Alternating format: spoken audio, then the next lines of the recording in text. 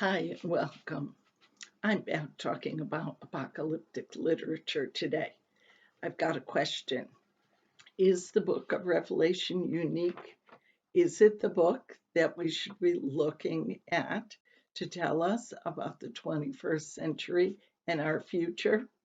Well, the short answer is I'm sorry to say no, because there were dozens of apocalypses that were written anytime from approximately 200 BC to 200 AD by both Jews and Christians.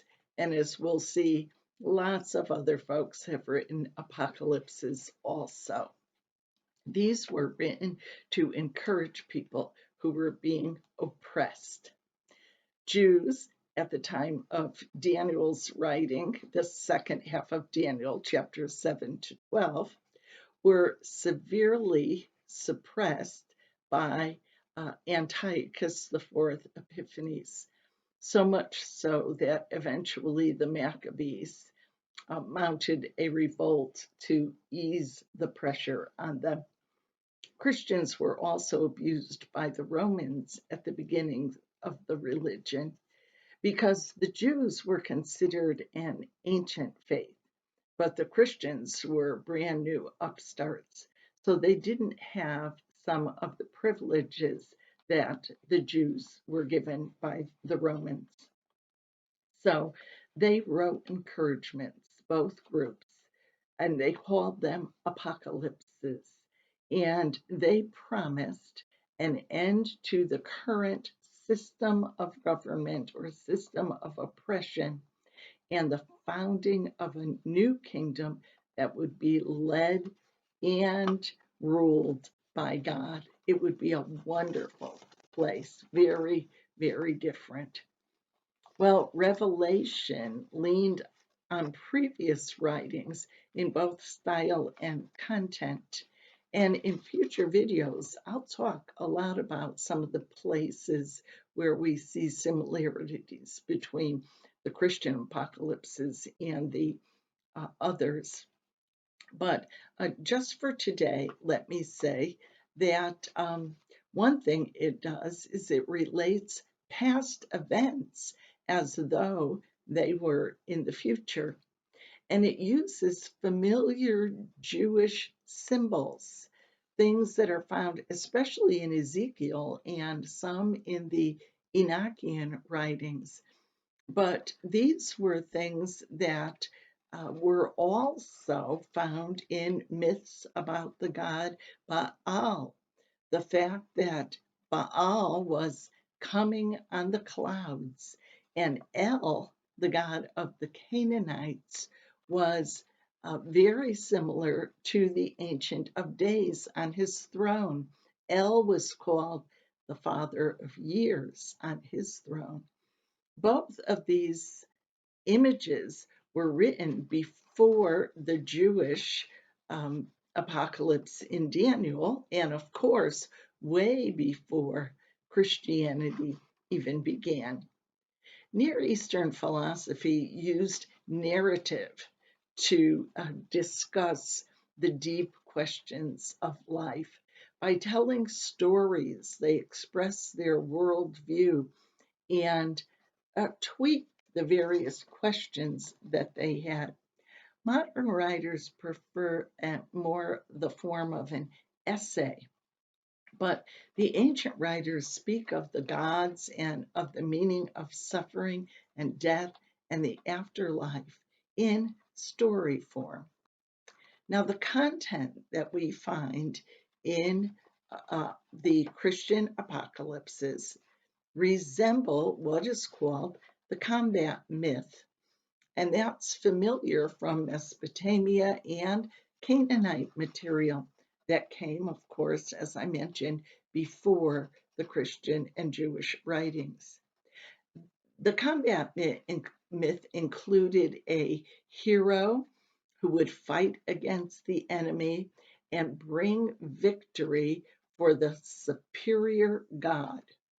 And we also see in this writing that nature and history are not separate. We separate nature and history, although nature can affect history, but they saw natural forces as historical enemies. And even outside the Bible, people in their writings were looking for some kind of permanent kingdom that would be led by a deity. Now, the Jews made the combat hero a Messiah, and the Christians made the combat hero the returning Jesus. And of course, for both of them, the battles would also be waged against the one true God, and he would be fighting against enemies. You know, even the apocalypses that don't talk about the end of time, they don't tell an end of the world story, still use this genre to encourage individuals when they're having trouble that God will help them. Two examples are the apocalypse of Cedric and the apocalypse of Abraham. These don't talk about end times, but they give us interesting events and imaginary scenarios where God helps. So, how many do we have? Well, there are 15 apocalypses available to us from Judaism that did not make it into their scriptures. And then, of course, Daniel is chapter 7 to 12 is the full-fledged Jewish apocalypse. Interestingly, Daniel is not considered one of the major prophets. His writings are with the Psalms and Proverbs and other poetry and writing.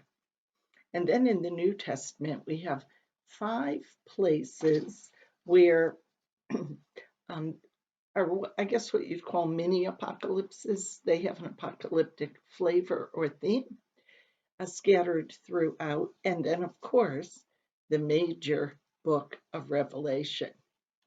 However, there are also 12 additional outside of the Bible apocalypses available to us.